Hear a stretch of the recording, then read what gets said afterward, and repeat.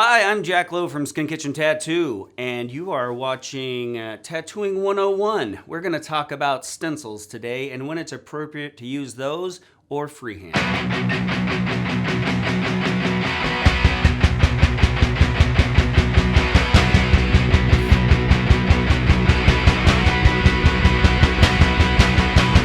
Hey, I'm Jack Lowe. I've been tattooing since '93 and here to talk about stencils and freehand and when it might be best to use one or the other and what they even are. So most people know that when you go to a tattoo shop, you've got a design. The artist will typically have a stencil that they'll apply to the skin. Or other times, other artists will use a pen, Sharpie, whatever, to draw directly onto the skin. So there are occasions when one is better than the other. I think some people are under the impression that freehand is just better no matter what, and if you're a freehand artist, then somehow that's better. That's not necessarily true. There are a lot of types of designs that work really well with freehanding. Usually bigger, I think, more organic kind of designs that flow and fit and kind of use the body shape are definitely great candidates for freehand.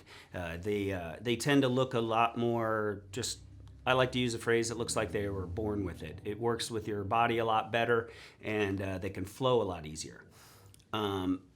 Smaller designs or designs that use or have a lot of geometry or concentric circles, very tight,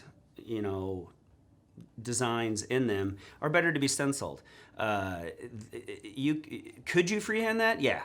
But it's going to take you way longer. It's going to be way tougher to get all your tiny little details where you want them. And most of the time, too, the pens that we use to draw on the skin are a lot easier to wipe off. So you're a lot more likely to lose all these tiny little details.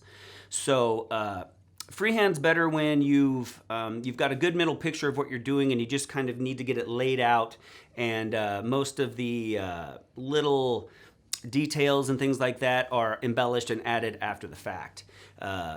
A quick story on where this makes a lot of sense is a man came into me and had a back piece started by another artist. It was beautiful, absolutely beautiful. And the only part left was at the bottom where he wanted his motorcycle tattooed. And the artist that was doing the back piece refused to freehand it. And they were a very, very good tattooer, knew what they were talking about, and very rightly so, did not want to freehand the motorcycle on this guy's lower back. If you could imagine drawing the wheels, the rims, all the spokes, the forks at the right angle, get the seat, just to get everything perfect. Could you freehand that? Yeah, you could. Would it take you 10 times longer and have in my opinion, a lesser result? Yep. So he was more interested in the fact that it was freehanded than he was with the outcome. So on our side of it, we're concerned about the outcome. It really doesn't matter how we get the design on you. We are going to pick the best way to do that, whether it's freehand, whether it's stencil, whether it's a combination of both, which is, we do that a lot. We'll stencil on and then we'll embellish a little bit to kind of incorporate it onto the body and onto the other tattoos.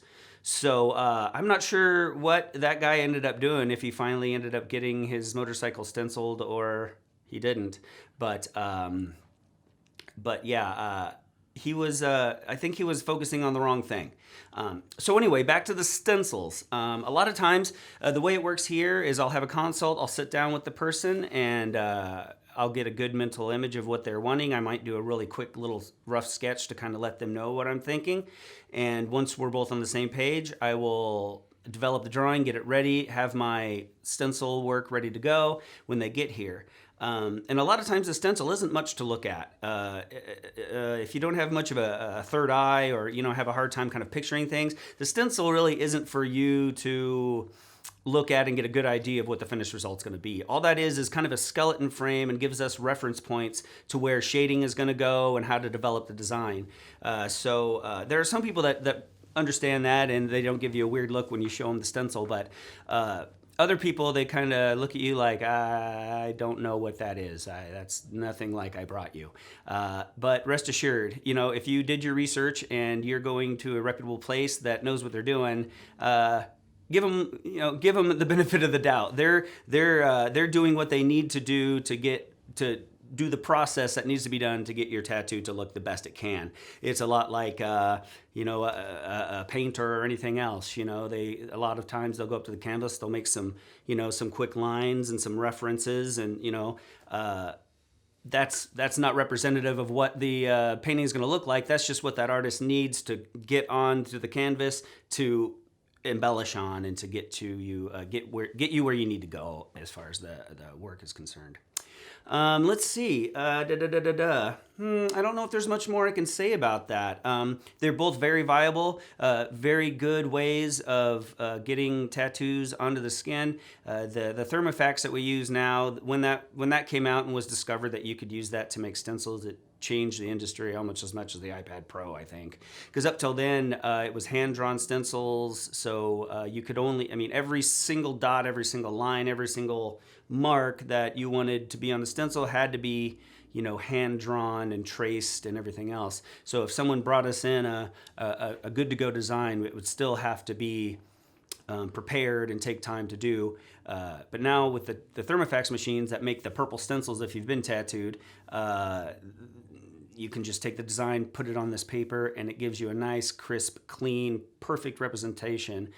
So it takes the human element out of it a little bit. And the more you can do that to get it to the skin, the more perfect it's going to be. So anyway, I think I've rambled on enough about that. If you have any other questions, or if I raised more questions than I answered on this, let me know. Just the big thing is, let the artist do what he needs or she needs to do to get that design on you the best they can. The method to getting you there isn't as important to where you're at. And give your artist a little bit of leeway on that, and the stencil that he's going to show you or she's going to show you is more to get placement and size and give them the tools they need visually to get your tattoo looking the best it can.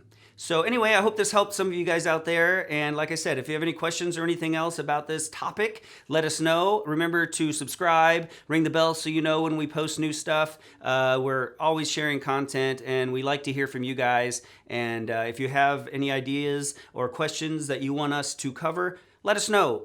We're always looking for ideas for content. So I hope you guys have a great week, month, year, life, and be nice to each other, and we'll see you on the next one.